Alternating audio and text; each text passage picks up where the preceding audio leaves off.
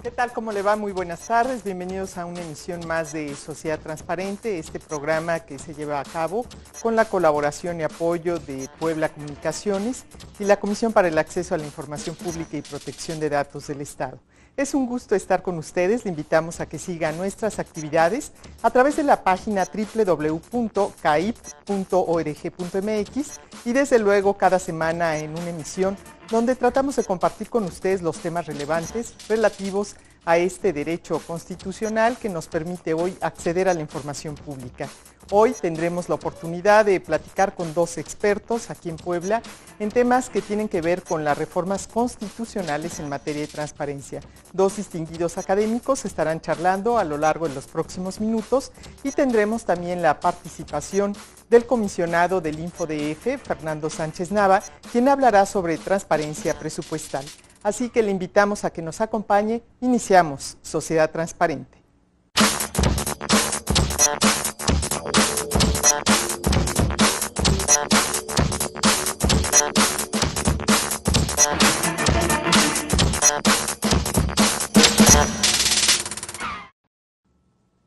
Bueno, pues ya estamos en esta sección Vitrina Pública, donde tengo el gusto de presentar a ustedes a un destacado investigador y académico de la Universidad Iberoamericana y de la Benemérita Universidad Autónoma de Puebla, el doctor Rafael Hernández García Cano. Gracias por estar aquí, doctor. ¿Cómo estás? Muchas gracias por la invitación. Claro que no soy doctor, soy maestro. Bueno, en conocimiento seguramente tienes claro. el nivel de doctorado, ¿eh? No, hazme la buena. Muchísimas gracias por la invitación. Por estar aquí. Muchas gracias. Y también saludo con mucho afecto al maestro Roberto Alonso. Él es secretario de la MEDI y bueno, pues ampliamente conocido también por sus colaboraciones en distintos medios, por su activismo y por sus investigaciones que ha desarrollado en temas de derecho a la información. Roberto, muchas gracias por estar aquí. Gracias a ti, Blanca Lilia, y pues un reconocimiento por mantener este espacio que sin duda alguna contribuye a generar esta cultura de transparencia que tanta falta hace en el país y particularmente en el Estado. Pues creo que depende de todos los que de alguna u otra manera estamos involucrados en estos temas, el seguir ampliando los canales de difusión y de promoción del derecho a la información. Y traemos un tema que en las últimas semanas justamente ha sido motivo de análisis, de cuestionamientos, de críticas, y que hoy, bueno, pues estamos justamente en un momento determinante para la transparencia, para las leyes de acceso a la información y sus respectivos impactos en las entidades federativas. La Cámara de Diputados aprobó la minuta que reforma diversos artículos constitucionales, donde se toman como base originalmente lo aprobado por el Senado de la República y que vienen a fortalecer de alguna o de otra manera los temas de derecho a la información. En principio a mí me gustaría, Rafa, que nos dieras tu punto de vista en general acerca de lo que significa esta reforma nuevamente a la Constitución, una vez que esperamos sea aprobada en el Senado de la República en estos días. Sí, cómo no. Primero quisiera yo comentar que el Senado de la República aprobó el proyecto con decreto de reforma constitucional el 20 de diciembre del año pasado y lo envió, para efectos del artículo 72 de la Constitución, lo envió a la Cámara Revisora, ¿no?, que sería la Cámara de Diputados, lo envió al día siguiente, el 21. Entre otros puntos, el decreto muy importante porque establecía una ampliación en el catálogo de sujetos obligados.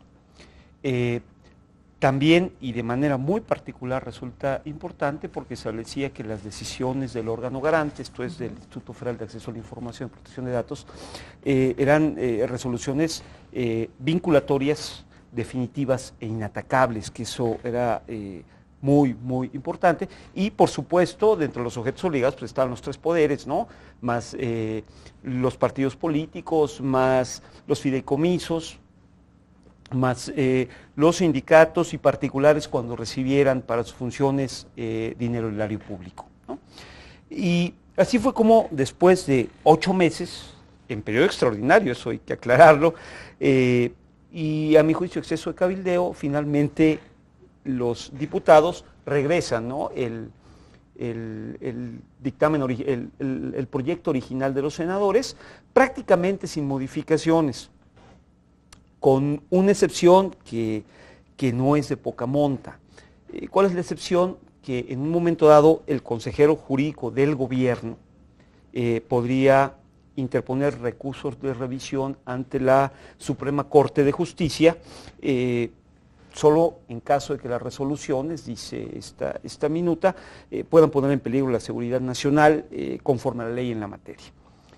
En este momento no hay ley en la materia, ¿no? Falta claro la ley secundaria, para lo cual una vez aprobado tendrán un año, ¿no?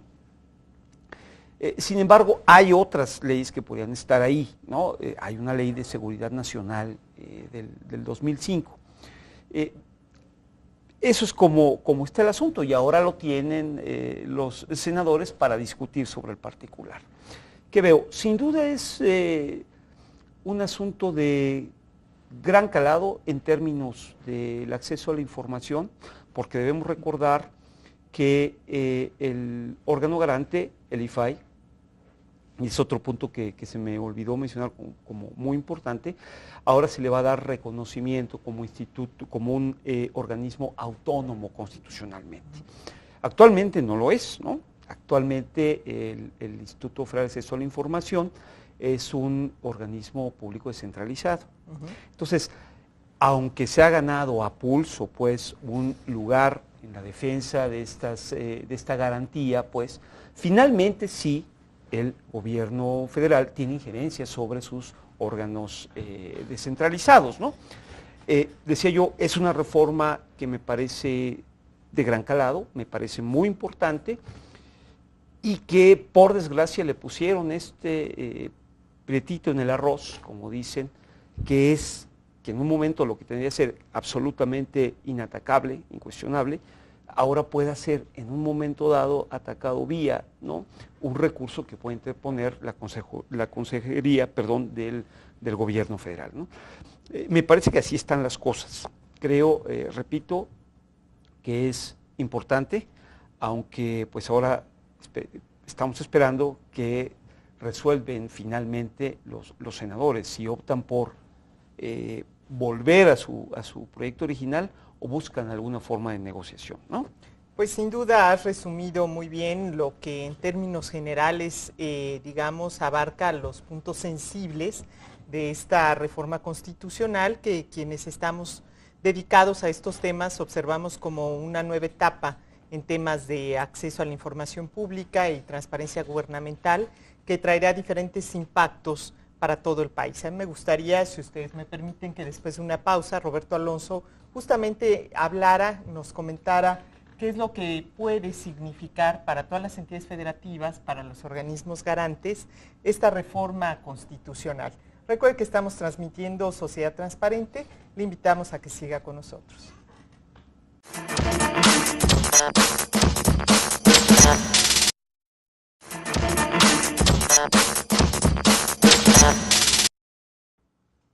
Bueno, pues estamos hablando de las reformas constitucionales en materia de transparencia. Queremos que usted desde su hogar conozca qué significa esto, en qué nos puede beneficiar a cualquier persona que vivimos en este país, particularmente para los estados de la República Mexicana.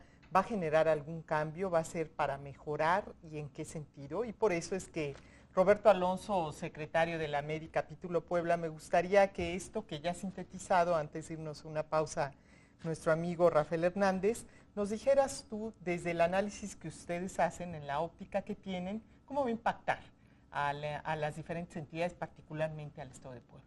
Sí, mira, Blanca Lidia, yo pienso que la reforma constitucional establece un nuevo piso mínimo.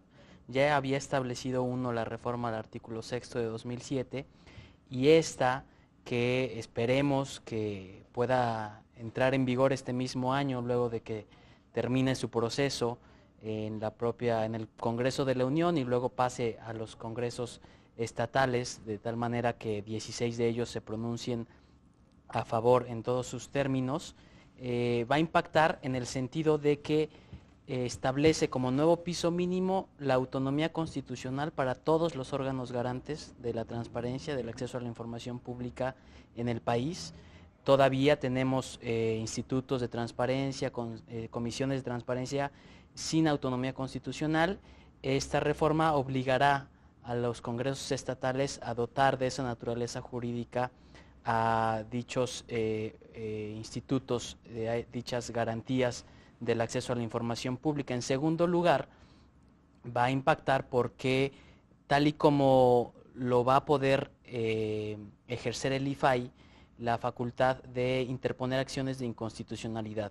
Este es un mecanismo de control constitucional que ya prevé la propia Carta Magna para ciertos organismos, como la Comisión Nacional de los Derechos Humanos, la Procuraduría General de la República. Ahora será el IFAI también como organismo garante de la transparencia, como organismo autónomo, que ya lo señalaba Rafa, el que podrá recurrir a la Corte para un examen de control constitucional entre una ley federal, incluso un tratado internacional, en comparación con lo que marca pues, el propio texto constitucional.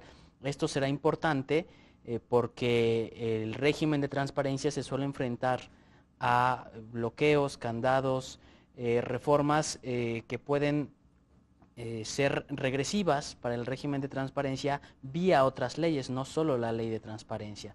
Y de la misma manera ocurrirá en las entidades federativas. Los órganos garantes podrán interponer acciones de inconstitucionalidad ante la Corte contra leyes estatales que violen el acceso o que transgredan, que tengan sentido contrario a lo que dispone actualmente la Constitución para regular el derecho a saber. No hace mucho, en el estado de Puebla, tuvimos un episodio en el que una ley, la ley de ingresos del estado de Puebla, disponía un candado para hacer valer de manera efectiva el acceso a la información pública, particularmente sobre el gasto público. La PGR fue sensible a esta situación e interpuso una acción de inconstitucionalidad que fue aceptada por la Corte. Al final se sobreseyó el asunto, toda vez que hubo voluntad tanto del Ejecutivo como del Legislativo locales para arreglar esa situación, pero ante esa situación podría presentarse el propio órgano garante local ante la posibilidad de dirigirse a la Corte en caso de que analice que hay contradicción entre la Constitución y algunas leyes estatales. Y finalmente, otro asunto que va a impactar en los estados es la facultad de atracción que va a tener el IFAI. Es un tema importantísimo.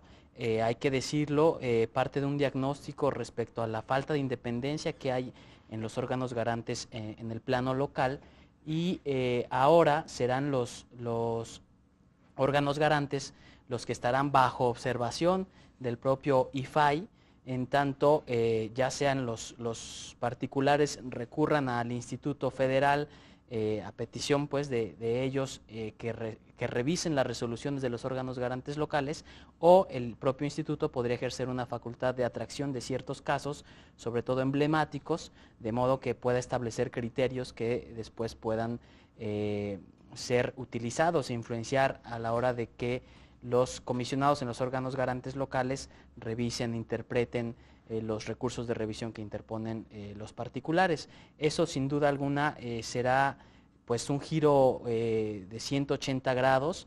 Se convierte el IFAI así en una segunda instancia, en un órgano nacional, así es, y esperemos que esto desemboque no en una carga de trabajo adicional al IFAI, que seguramente la tendrá en el corto, en el mediano plazo incluso, que desemboque idealmente en una mejora en el desempeño de los propios órganos garantes en los estados. Ese es como el nuevo escenario que podría plantearse a la luz de la reforma constitucional aprobada en el Senado y en la Cámara de Diputados. Sin duda son temas relevantes, y a mí me gustaría que después de una pausa habláramos también de lo que inicialmente comentabas, Rafael, en torno a la ampliación de la base de sujetos obligados, que también es un punto sensible, importante para la gente, el que podamos conocer justamente y tener la posibilidad como acceso directo de la información que generen sindicatos, personas físicas o morales que ejerzan recursos públicos o reciban recursos públicos, y bueno, como ya lo señalaba Roberto, pues lo que va a implicar también para el trabajo interno de los organismos de transparencia, que estaremos bajo la lupa, sin duda, no solamente los ciudadanos que podrán recurrir al IFAI en caso de no estar conformes con nuestras resoluciones, sino que el IFAI también podrá atraer de oficio algunos recursos de los estados. Estamos aquí transmitiendo para usted Sociedad Transparente. Continuamos.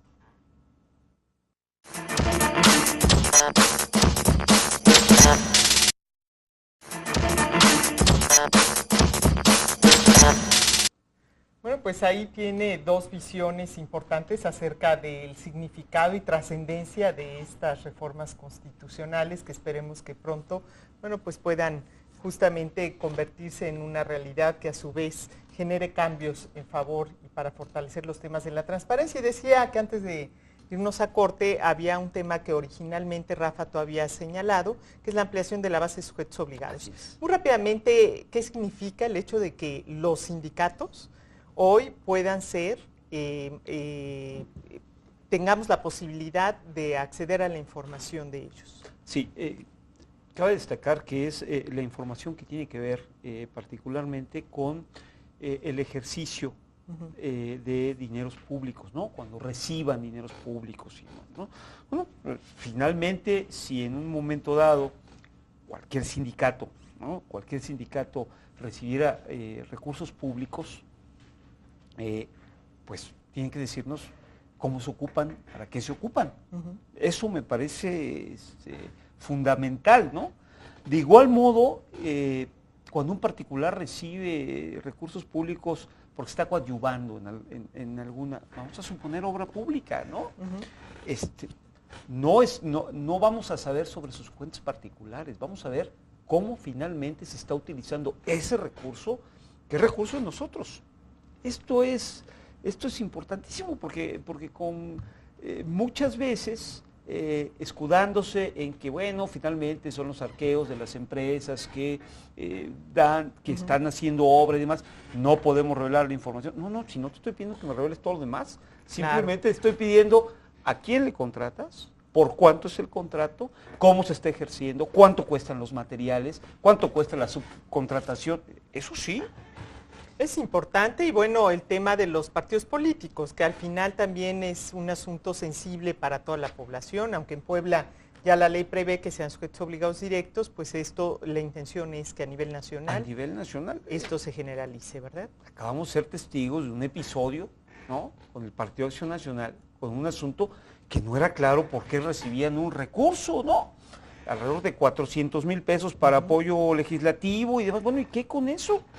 Pues ese dinero se recibe del erario público, pero de eso tienen que rendir cuentas los partidos políticos. Eso me parece absolutamente relevante, ¿no? Un poco metiéndonos al asunto de las modernas definiciones de democracia, ¿no? Decía la doctora Victoria Camps, ¿no? Hoy, en las democracias modernas, la democracia, más allá del asunto electoral, ¿no? Tiene que ver con la transparencia de lo público.